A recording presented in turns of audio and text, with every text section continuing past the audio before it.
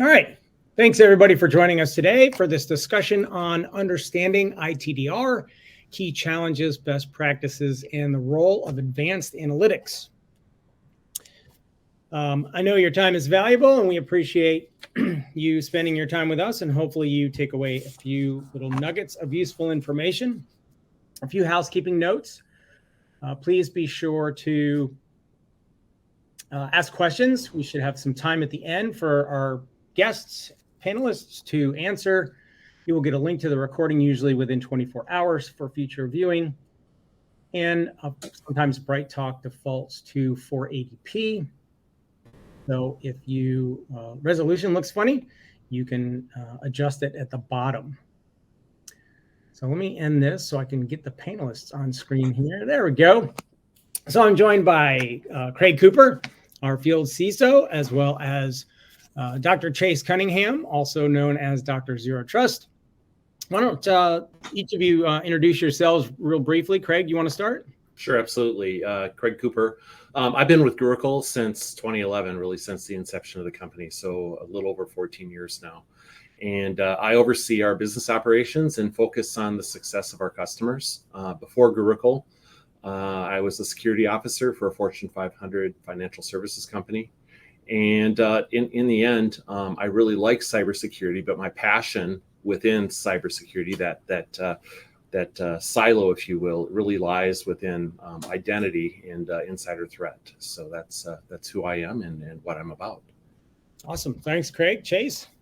Sure. So I'm a retired Navy chief cryptologist. I was at NSA for a while after that. Then I was at Forrester Research, did a bunch of zero trust work there. Been on my own since then.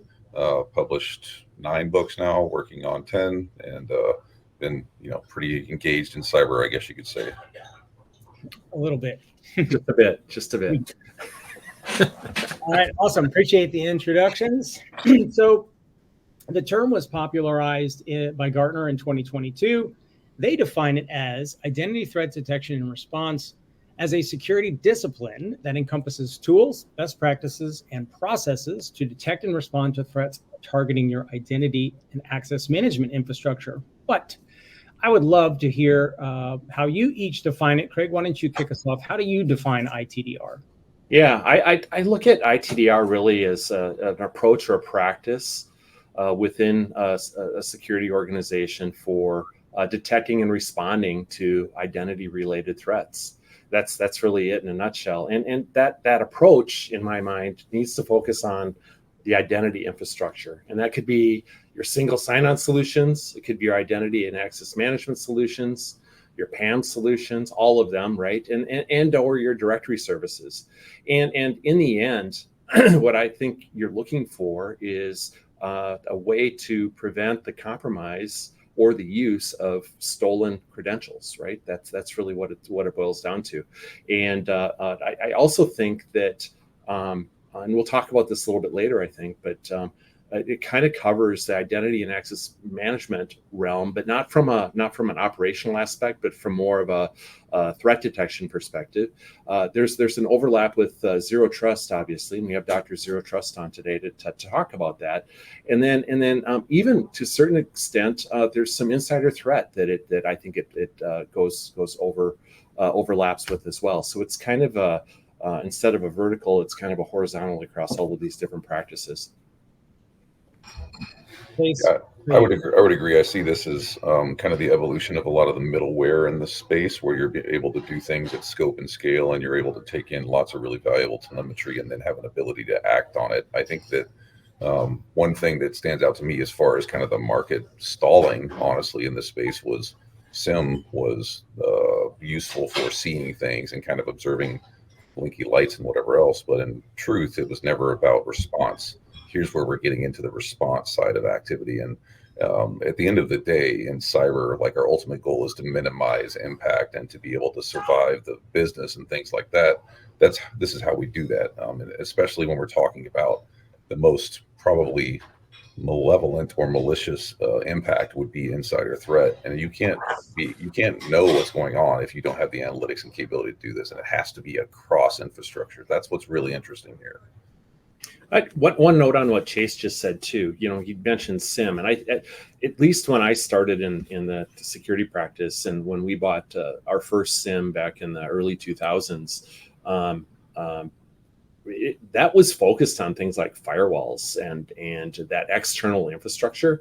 It wasn't necessarily focused on identity infrastructure. The last thing we were concerned about at that point in time was looking for risks and threats and identity compromises using our SIM. Our SIM, we were focused on firewalls and IDS, IPS, and all of that exterior security, and that perimeter now is gone, right? So to me, this is why ITDR is so important, because really now I look at identity as the threat plane, and it is the new perimeter, if you will. So yeah, for sure. And it seems like you guys may have jumped ahead a little bit, so I'm going to ask this question next, because it seems like there's a little bit of confusion out there in the market.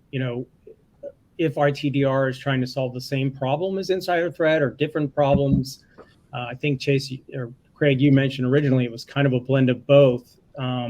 Chase, what's your take on ITDR? Is it the same, different, or a blend? I mean, I think it's a sort of forward momentum of what we see that's valuable in the space. It's actually kind of cool when you think about it from the context of, for a long time, we've spent time trying to solve these problems with bespoke solutions where we kind of tried to act one-off and see if we could actually get ahead of the problem. Where when we're doing things this way with the right analytics and the right telemetry at the scale of a business, you're able to act more intelligently. And interesting side of this equation too is if you leverage this type of stuff correctly, you'll actually find out what is not providing value and what is not indicative of risk and threat. And there's a lot of value in that as well. It's almost as valuable to know what not to spend your time on as it is what to focus on. Yeah. I look at ITDR as well, let me back up. I look at insider threat almost as a business practice. Insider threat, I was at actually a couple of insider threat conferences last month.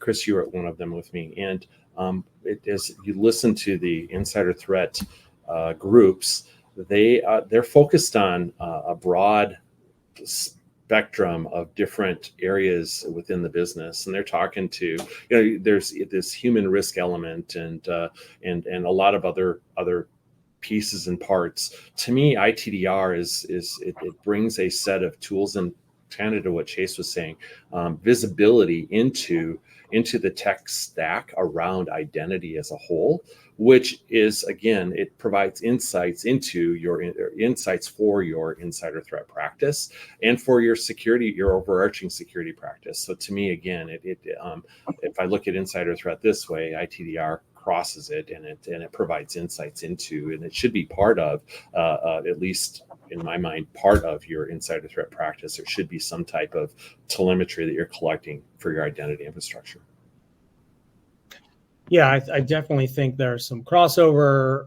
It's interesting. At one of those insider threat symposiums I went to, I was talking to a CISO at a bank, and she said it was kind of interesting, and it caused a lot of disruption in the panel discussion, which she said she treats everything as internal, external threat, doesn't matter, because they can both cause the same amount of damage. Yep. And there was a big, explosion of ideas about that. And so I thought that was kind of cutting edge. So. Yep, absolutely. Yeah. So I wanted to bring in the, I think one of the reasons this is such a hot topic is because of the Verizon data breach report. It said that it found that 80% of breaches involve compromised credentials, which is probably a leading indicator as to why there's so much interest in this space. But, I think what I'd like to do is, ask you, Chase, do you believe that, or what changes have you seen in the market that support this kind of increased awareness and interest in ITDR? Well, it's still funny to me that if we look at the Verizon DBIR and the Mandiant entrance reports, which for me are like two biblical references, I worship at the altar of those reports because they are that good and their data is that valid. And people still sit around wondering, like, well, how do we solve cybersecurity? Well, if crappy passwords and people using them is 80% of the problem, sure would make a lot of sense to focus on things that take care of that issue. It's interesting when people say we spend all this money and research and time on 0 days and crazy NSA level hacks and whatever else, when 80% of the problem comes from like what we consider to be identity related issues that could easily be identified and solved with the right telemetry and the right analytics. So I think the market, the technology, like the stuff that you guys are providing and that's sort of showing up in the market, has evolved to a space where this problem is exceptionally solvable, but it does require an organization to go, how are we going to use this? Where are we going to use this? And what's the value that we're going to get out of it? Instead of continuing to try and chase the dragon of an unsolvable problem with a 0.001% chance of ever occurring. We need more of this type of thing. We need to leverage the telemetry more correctly. We need to be able to vector in, and ultimately, like I've said repeatedly, we need a response. That's why I'm not a fan of SIM. SIM is like going to your doctor and he tells you that your test results are really bad, then he leaves the room, and you're going, well, hang on, do I get a treatment plan? Can you give me medicine? If you're going to tell me there's a problem, give me a way to fix it. The response side of this is super critical. I really, really agree with that last statement. It's so true, so true. So response is so important. So my take on why there's so much buzz with ITDR in the security space right now is I go back to the identity being the threat plane now. Again, I go back to 15 years ago. There was a perimeter. Now cloud, hybrid, all of that stuff. People working from home, there is no perimeter anymore. And so identity is really where it's at for detecting risks and threats in your organization. So to me, that's really the business driver for why ITDR is so much more important today. And Chase, you're absolutely right with the response. There's no reason to detect something if you're not going to go and look for it. In fact, I would argue that you don't want to know about something if you're not going to take care of it, because you're going to be held accountable. Hey, you found something and you didn't fix it, by your internal and external stakeholders, right? So if you don't know about it, at least you can claim, hey, I didn't know about it, right? But if you know about it, you better fix it, right? That's really what it boils down to. So R is super, super important when it comes to ITDR. Yeah, we're definitely going to get to that, and hopefully have an interesting conversation on the R side or the response side. I don't know that strategy worked out so well for a large retailer, Craig, about 10 years ago. But I know I've seen in the market a lot of talk about looking specifically at Windows AD or Azure AD environments. And while those are certainly important, as most large enterprises use those extensively, it just doesn't seem like a holistic approach. I agree. Yeah, you're shaking your head. Yeah, I agree. To me, ITDR is, and I kind of opened when I talked about my definition of ITDR, kind of opened up and talked a bit about this. But to me, AD and Active Directory, sure, super important, absolutely important, and you should know what's going on your DCs and all of that. Absolutely, I acknowledge that. But what about your IAM platforms? What about your SSO platforms? How about your cloud identity and entitlements and what's going on in the cloud and all of your cloud service providers, not just your AWS and GCPs, but what about your Salesforce and any other business critical applications that you have out there? Every single business that I'm aware of is out there doing that. And then I think you need to look at even sessions and credential protection around your applications and things like that. And then I'll focus on the R again. I think that response automation is also important when it comes to ITDR. I think that you have to have some type of response, be it enforcing multi-factor if you think that some identity is at risk, or maybe go out and disable an account, or maybe if you think someone is doing something around data exfiltration, maybe you put them in a more restrictive DLP policy. I don't know what your organization controls might or might not be, but if you suspect a compromised identity and you've identified that with whatever tool set you're using, you better take care of it, right? That's the whole point. So yeah, I think that's interesting that I agree that it takes a broader approach, and you can't just kind of have this, blinders on just looking at AD.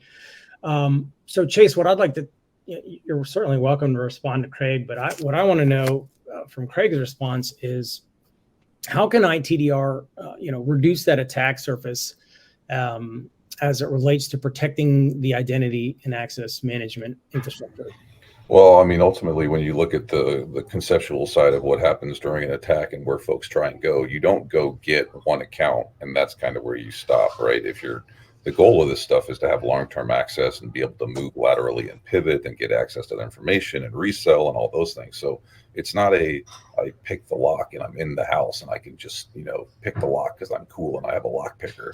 This is, I picked the lock and I got in the building and I've basically sat at every desk in the building, and now I can see what's going on across the entire company and sell that information on the other side of the equation. So the ability to be able to isolate, understand, and contextually know what's going on in that context is super valuable. And if you're able to keep people from getting towards those critical resources, which is your IAM stuff, which is your AD, which is your lateral movement capability, you begin to gain back command and control. Most of the time, I think in this space we have way too much of a victim mentality where somebody got in once and we go, oh, it's over, I lost. The bad guy only has to be right once. I honestly hate that statement. It really is. I have to allow the adversary to be continually successful. And if you can remove their ability to do that, you begin to win. Yeah, I agree. One incident doesn't mean it's over, right? There's someone that you think that the bad guys really care. If someone else compromised you, in fact, I would say if someone compromised you and someone else hears about it, they're going to try just as hard, or maybe even harder, may increase the target on your back. So, 100% agree. 100% agree. You can't just stop and give up. You have to keep going. So, is it important or necessary for these ITDR tool sets to have integrations with your IAM platforms and infrastructure to help inform them? Or is it more just, hey, IAM team, here's an alert, we've seen this activity on this account? Craig, what do you think? So I go back to what I said earlier. I think that you have to have both monitoring integration, if you will, if you want to call that an integration, right? You should be looking at who's doing what and is it normal for them. So to me, there's an element of behavior analytics that needs to take place in there as well to detect whether or not maybe someone's doing something they shouldn't do, or maybe their credentials are compromised, right? So that's important to monitor. But I go back to the R again, and in order to respond, you absolutely need to have some type of integration with them to, again, change. If you have an IAM system and you want to change permissions, or you want to reset passwords in your directory, or you want to shut off a PAM authentication capability, you have to have the ability to either change entitlements or reset passwords or whatever. And that causes for some type of integration back into those systems. And it's important to integrate the right way as well. So you need, when you think about your integrations, if you can insert your integration to, I'll call it the central hub, as long as it doesn't take too long for it to go out and make the action, that's what you want to do. And what I'm saying is you can go flip a bit in Active Directory to take away a permission, or you potentially could go to your IAM system and tell the IAM system to use its standard process to flip the bit in Active Directory. I would say that from a best practices perspective, you're better off talking to your IAM system, because it may know how to flip bits across 15 different places. And you don't have to have 15 integrations, right? So you can talk to that central hub. So when you're thinking about integrations, you want to understand what the architecture is and what the standard process is. The other thing is that helps you with auditability. So again, if your tool is going to start start shutting off permissions, there needs to be some type of logging capability to understand what happened and why it happened. So using that central repository is important. On the flip side, though, if that central repository is going to batch up those changes and it's going to take 8 hours to make those changes, that's an issue. That's a significant issue because you likely want to respond quickly to these things too. So you need to look and understand your architecture when it's coming to that. But I think integration, it's more than just integrating from a monitoring perspective. It's also integrating with these tool sets in order to take action. One other note, we had a newspaper article in the Wall Street Journal from a customer, where they talked about, this is a long time ago now, but they talked about how they were using passwordless responses from our UEBA tool. And long story short, the risk scores were being used in the application to make decisions. And that to me, again, if the credentials looked compromised, they would force a higher level of authentication within the application. And that was dependent on the device, the place, the even keystroke mapping that the application was sending that telemetry back. So all of those things can be indicators that you can use to take action either within an application or within infrastructure.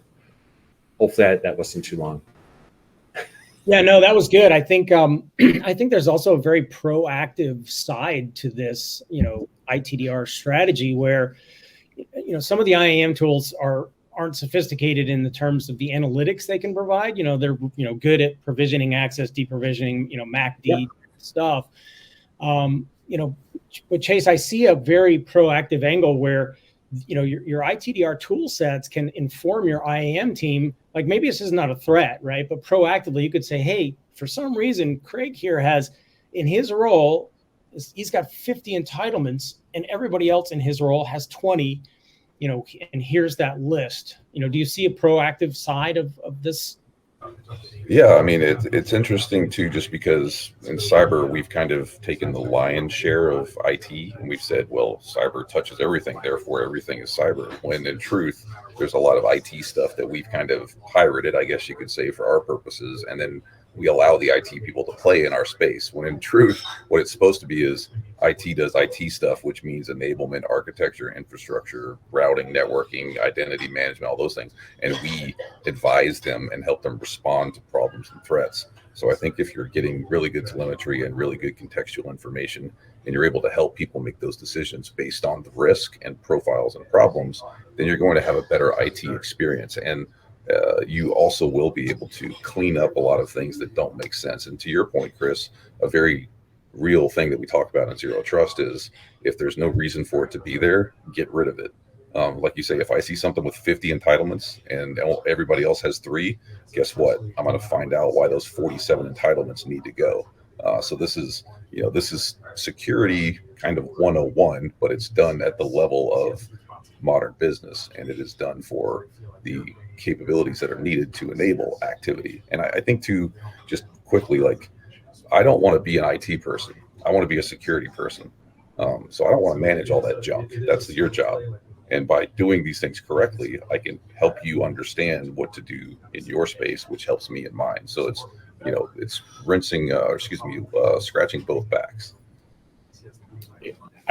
Quick comment on that. I think that a lot of organizations, the security team gets involved with, in fact, I was talking to someone yesterday about this. They get involved with and focused on the infrastructure instead of the value that the security team is supposed to bring. And I echo what Chase was just talking about. I think it's important for security practitioners to be security practitioners and focus on the value that security brings, not necessarily the nuts and bolts of do I have enough servers or does my performance, what do I need to do to maintain my performance or whatever, right? So I 100% agree that's super important too. Is just security practitioners should focus on security if they have that luxury to do so.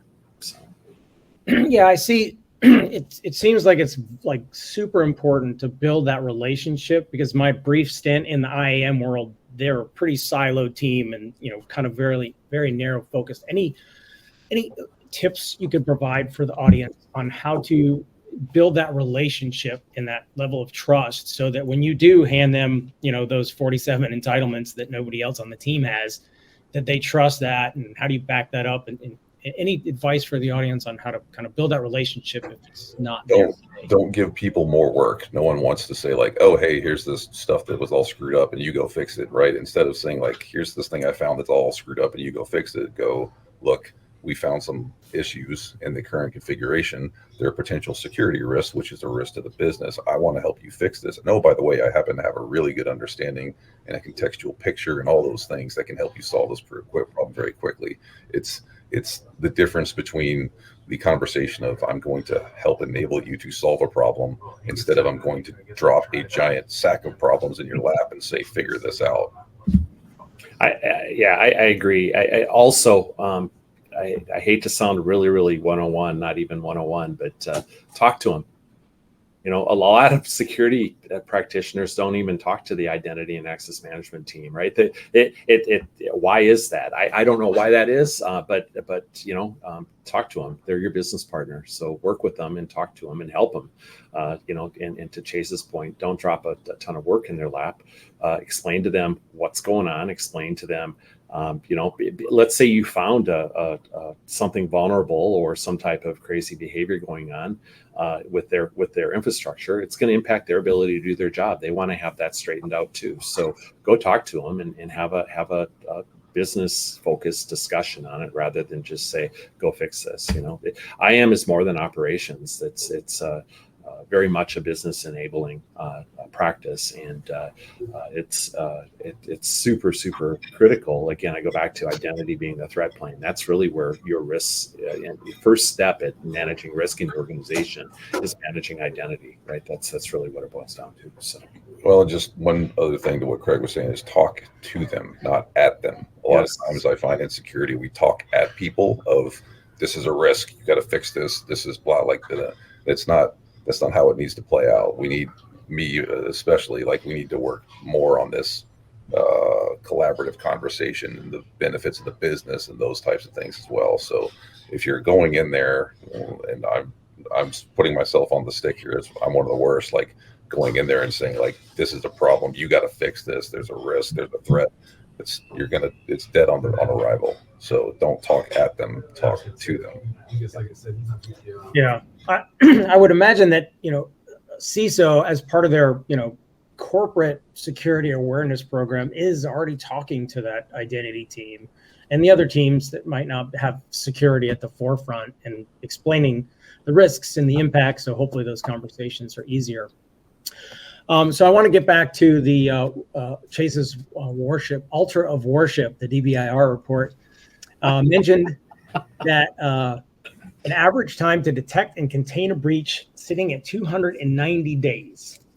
And wow. So I know. And so I really want to hone in on that containment part of that 290, because I personally believe, and you guys can disagree with me, is that the majority of that 9 month is sitting in that containment bucket and not as much on the detect bucket. I mean, it can be both ways, but I'd say majority of the time. And I know and here we're getting to the R, right, as we promised, because it is a big part of TDIR. And I know during our prep call, we had a little bit of a fun debate on what the R should stand for. Craig, you were in the response bucket, and Chase, you were in the recovery bucket. So I'm going to start with Craig to make your case on why it's response, and then Chase, I'll give you 60 seconds to rebut on why it should be recovery. Go. I think for me the whole idea again around respond. You identify something and you need to go fix it. That's how I look at it. And to me, you don't want to wait 290 days to fix something. You want to reduce that risk in your organization as soon as possible. Now, I know there are practices in the security realm that maybe you want to watch before you fix, just so you understand really what's happening and why things happen a certain way. So certainly there are reasons to not necessarily take action right away, but to me, it's all about response. And I think as we jump into the AI world, as well. I think that you're going to see more and more and more automation, and it's going to be less and less people focused around response. So to me, again, we've got this SOAR capability going on in most organizations now, and that's going to be even further, enhanced with AI and whatnot. And so to me, when I think of ITDR, it's detect and respond, go fix it, go contain it, go stop it, so you reduce the blast radius, if you will, to what's whatever that individual is trying to do in the organization. That's why I think it's respond. Yeah, so I mean, I think there's not really a whole lot of difference. I think we're splitting hairs to some degree, but the truth of the matter is being able to do something about it is the ultimate value proposition. Most of the time, to what you said earlier, Chris, like I do worship the altar of those reports. However, I would say that there's probably quite a bit of interpretation, because if you take in, what was it? I think 60,000 organizations were breached last year, and you calculate the dwell time based off of those metrics, which no one shares a lot of that information. You kind of get a little Kentucky windage in there. So it's a little bit of a throwing a stone over the wall. But yeah, I mean, I don't have a good argument against what Craig is saying. I would say that it's all supposed to be part of the same plan and program. Yeah. And I'll just first of all, while we're talking about this, I don't know if someone could throw up a poll. I would be interested if we can capture a poll. Maybe we can't, but it'd be interested to know how many people that are out here watching this, if they are or they aren't, if they do or they don't have an active ITDR program. It'd just be interesting to know that. But below the poll. Sorry, I just checked. Yeah. So I don't know if that's something we could get. That'd be interesting. But back to the question at hand: respond versus recover. To me, recover is part of the response. It's the last piece of the response, right? So you're going to go fix it, and then you have to go clean up whatever it was, right? We had an earthquake in California this past week. Thank God it wasn't like it was in the Far East a few weeks ago. But I think of an earthquake, right? You need to respond. You have to go make sure that, go recover people and all of that good stuff. And then when it's all done, then you have to go clean it up. So the work's not done at that point. So to me, you have that recover piece is the probably the last piece is after you fix it. Now you got to go put things back the way they were or make them better. I know we're talking potato here, but it sounded like you started to get in the realm of first you got to respond, then you got to recover, and then maybe even there's a third R to remediate. Would you, I was trying to think of an example, right? Like, you find out this credential is compromised and they're, crawling through your environment, so you kick your incident response team into response mode, and maybe it's remediate first and then recover, because you can remediate the credential, by disabling it or, forcing a password change or something like that. But then there's with the potential damage that you have to remediate or recover from after that. Yeah. Go ahead, Craig. I was just going to say, I think one of the two of you said maybe we're splitting hairs. I think Chase said that, and I think that's exactly what it is. I think there's all kinds of R's that we could throw at this, but in the end, to respond is to remediate. It is to recover. It is to make, in the end, make it go away. Right. That's what it's about. So yeah. All right, so I think we've established that it's ITDR3 or ITDRRR, right? I'm going to go with that. ITDR R cubed. R cubed, yep. But so how important is what does that response look like? I know you've already shared a few examples, but maybe some examples that you've seen, and how important is context and like providing remediation suggestions in that response? I mean, context is king. That's what we've been missing in this space for so long, having sat in SOCs at the national level and the government level and other places. Context is something that that's why we have certifications in digital forensics. That's why we have open source intel. That's why there's all this stuff, because you're supposed to go gather all of that contextual information to help enable a decision or enable analysis. And now we've gotten to a stage, thanks to the capabilities that are present, that we can get all that in one fell swoop. And if you have a contextual picture, you can make an informed decision. And the other thing that's really valuable is if you are that person that has to push that button to cut off somebody's access or to fix the problem that breaks an app or something, you have an ability to go, look, this is why I did it. Because you never want to be the person, and this is from a guy that literally shut down an entire cloud infrastructure at a company because I was solving a problem. You're able to go like, this is why I did it, and this is the outcome that would have occurred had I not done that. So it's a good place to be when you can justify an action instead of just go, I did it because there's a risk. Yeah. Do you feel it's important to know the business impact of that decision? Yeah. I mean, absolutely. That's what all this stuff is about. You're at the end of all of this cyber. We are. I don't know that I'd say that we're a cost center, but we are a tangential cost of operations.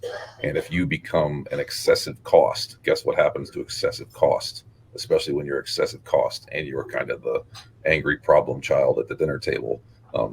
No one wants you around, and you wind up getting moved out. So if you're not doing business enablement, you're not helping. Yeah, Craig, that sounds like a perfect case for, the importance of security, working with the business and talking to people and making sure that they understand that as you're making these kind of decisions that could potentially impact the business. Yeah, absolutely. I go back to the Insider Threat Conference that we were at, Chris. When we're doing proof of concepts and we ask potential customers, how do you define success? And when a technician says, I need to be able to fire somebody, I need to find something that's a fireable offense with your tool. That means this is successful. When we're at that's I'll call that a typical analyst, or I shouldn't even say typical. That's one way of looking at the problem. When we were at that identity conference, so I had someone just talk about their insider threat program, and they looked at their job a little bit different than looking to fire someone. Their job was to help the business identify risks and to stop them before they actually happen. And that to me is really where it's at. And I think that goes back to what Chase is talking about. It's being more of a consultant than someone that's looking to throw people in jail, right? If you can stop someone from robbing the bank before they do it, then you can consult them and stop them from doing that before they actually commit the crime. Then you don't have to put them in jail. So, unless it's Minority Report and you're arrested for your crime before you